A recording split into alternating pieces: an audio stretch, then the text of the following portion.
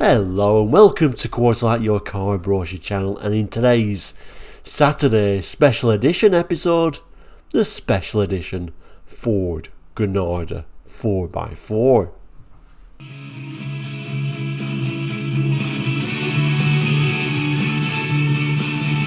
Hello and welcome back. Now if you're new to Quarterlight, what are we? Well, we're a car brochure channel here on YouTube looking at car brochures from around the world for the 60s, 70s, 80s and 90s and sometimes beyond that as well. So if you're interested in cars, car brochures, looking back at cars gone by, car waffle,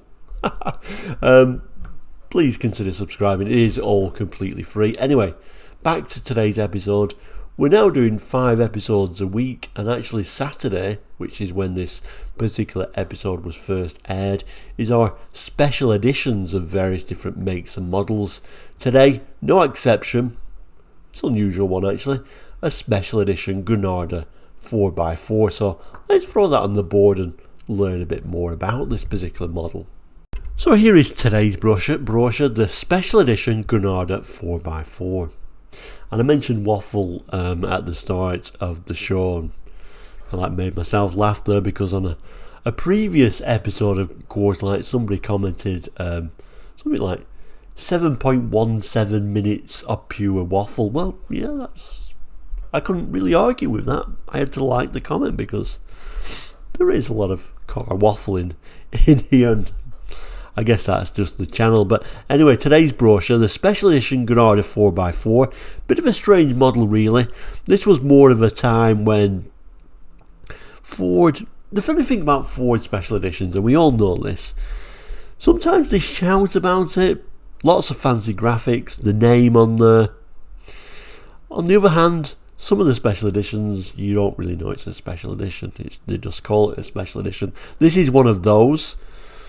No name, an unnamed special edition, but I think a really nice one actually. It seems like very nicely spec'd, and at its time would have been quite a sought after model actually.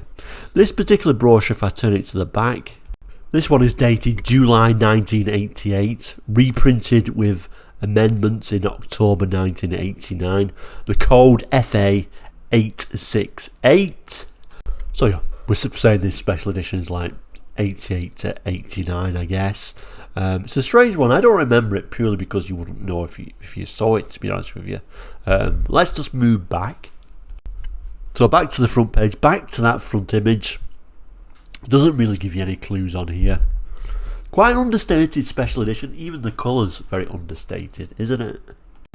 You do almost expect it to have a gear badge on it really, but really nice alloy wheels for this model. Let's turn to the centre pages.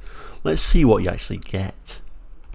So when you do turn to those centre pages, you kind of let's stop laughing because you think, oh, actually this is actually a really nice 80s special edition. Sometimes with Ford you always thought, well, what do you get? A side stripe? And you look at this and a very classy model actually. We'll look at the text here. It starts telling you about some of the equipment levels and then these rather nice images. So it tells us Ford's prestigious Granada 4x4 is the 5-seater Executive Express that wafts you from place to place in the lap of luxury. Coming standard with Ford's advanced and widely acclaimed 4-wheel drive system. Astonishing grip and traction are provided together with anti-lock brakes, giving peace of mind in adverse conditions.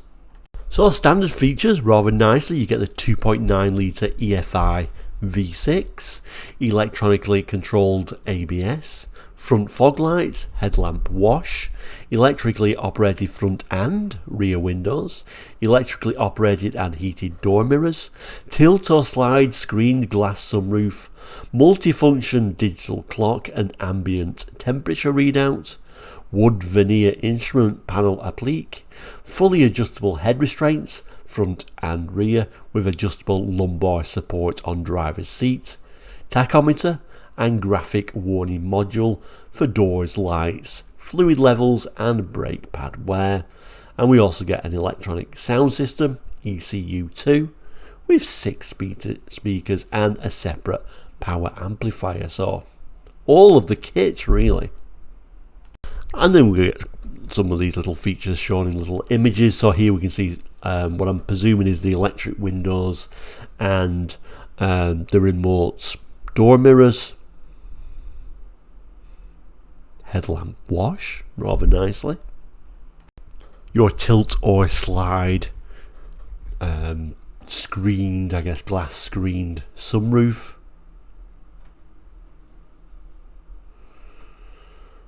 Well, this is showing you, your 5-speed gearbox, but I think it's trying to show you the sort of like sound system there, with that sort of separate power amplifier. So here we see, and certainly from the outside you can see straight away, it's a high-spec Granada. I think a Granada, even though it's an understated model in many ways, I think I probably would have given it a second look at the time. It looks high-spec, with the headlamp wash, those front fog lamps, the sunroof of course, and those rather nice alloy wheels. Certainly makes you think it's going to be something a bit special, and of course it is a bit special. It's got that 2.9 litre EFI V6 engine and 4x4 of course. Interior also looks very nice. Yeah, it's a bit grey and a bit boring I guess, but at least it's a 2-colour boring colour. But I think that's probably what you can expect for like a so-called executive spec car. But we can see it's electric windows at the rear as well, which is nice, and of course that centre armrest.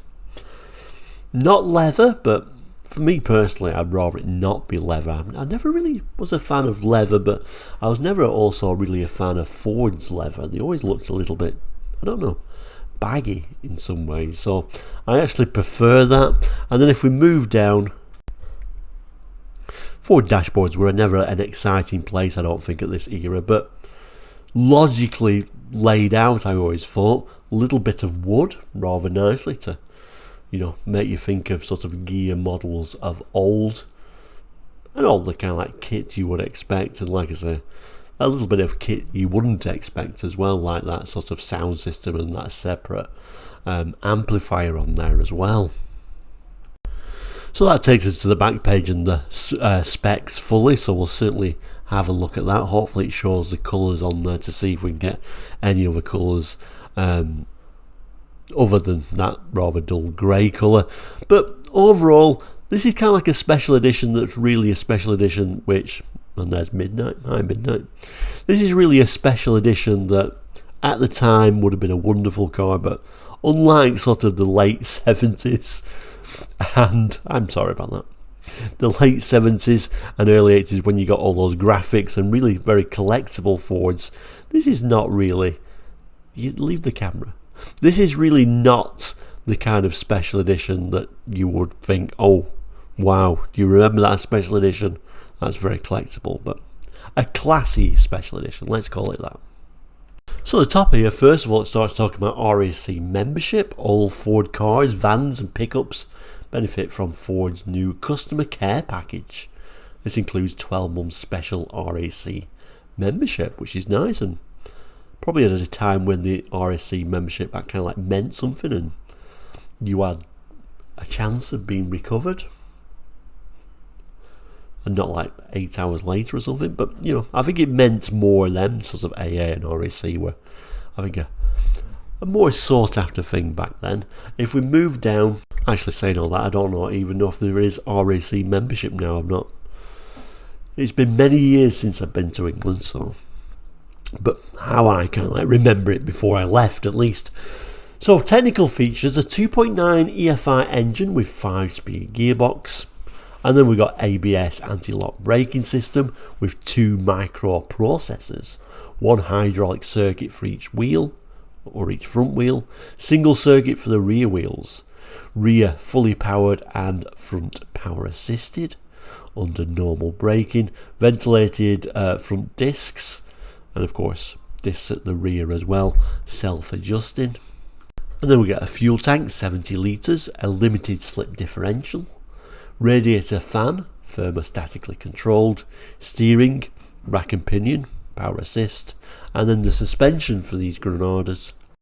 We get fully independent, so front McPherson struts with linear rate coil springs, dampers and rear wood mounted anti-roll bar, low friction seals for wheel bearings, rear semi-trailing arms with progressive rate coil springs, dampers and anti-roll bar, suspension arm mounted on tubular subframe attached to body via 3 rubber isolators.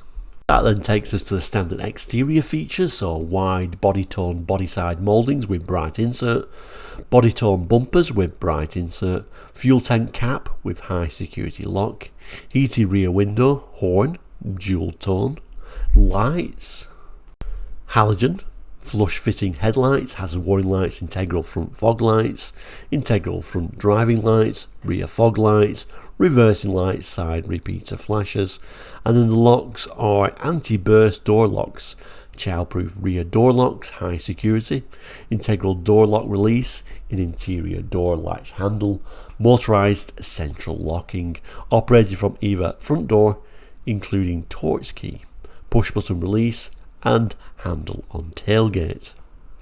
We also get mirrors which are electrically operated and heated, spoiler with black air dam on front bumper, tinted glass, tow hooks front and rear.